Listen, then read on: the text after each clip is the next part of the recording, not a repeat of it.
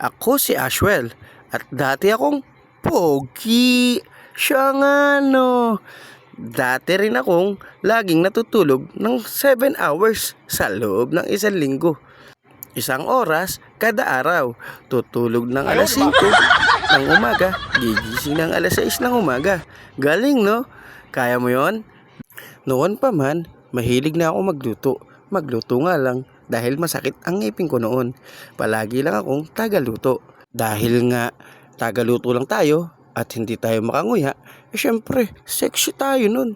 Dati rin akong sexy nun. So ayan no, tingnan nyo. O diba? Talaga naman, yan tayo noon.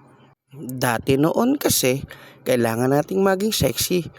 Para naman syempre, stay pogi tayo noon. Dati nga yun eh. At dati rin noon, hindi sa atin uso ang salitang pagod. Hindi tayo napapagod o makaramdam ng pagod man lang. Iba nga tayo nun eh. Android tayo noon. Ganun ang pogi noon. Way back 2015 hanggang 2019. Yun. Dati tayong pogi. At para sa mga hindi pa nakakaalam na mga followers at viewers natin dyan, ay dati rin tayong sikat.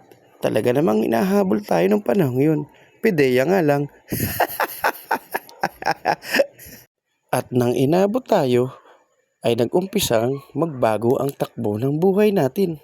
Hindi na tayo magiging pogi. Pero ang laking tulong at ang laking bagay mula nang inabutan tayo ng mga humahabol sa atin. Bakit? Dahil nakapagbagong buhay tayo. At ngayon, ay adik pa rin tayo. Adik maglingkod sa ating mga kabarangay, lalo tigit sa ating pamilya. At ang pagkakaalam ko sa aking mga natutunan na nangyari sa aking buhay ay ang paglilingkod sa kapwa o paglilingkod sa pamilya, barangay, ay paglilingkod na rin sa ating Diyos na dapat nating pasalamatan sa araw-araw nating pamumuhay na may dahilan kung bakit nangyari ang lahat ng bagay. Kaya sana maging aral ito sa ating mga listeners dyan. Lalo higit sa mga bata, sa mga bagong henerasyon ng ating panahon. Dahil kung makikinig at mababalita naman ninyo sa ating mga balita, lalo sa Facebook ay talaga namang mabilis ang balita, ay kung mapapansin ninyo, tumataas ang crime rate na bata ang sangkot. Kaya sana naman maging aral ito sa inyo na mga nakikinig, lalo higit sa mga kabataan na walang ipupuntahang maganda. Walang pupuntahang maganda, inuulit ko. Sana lalo higit yung mga kalapit ko din sa atin.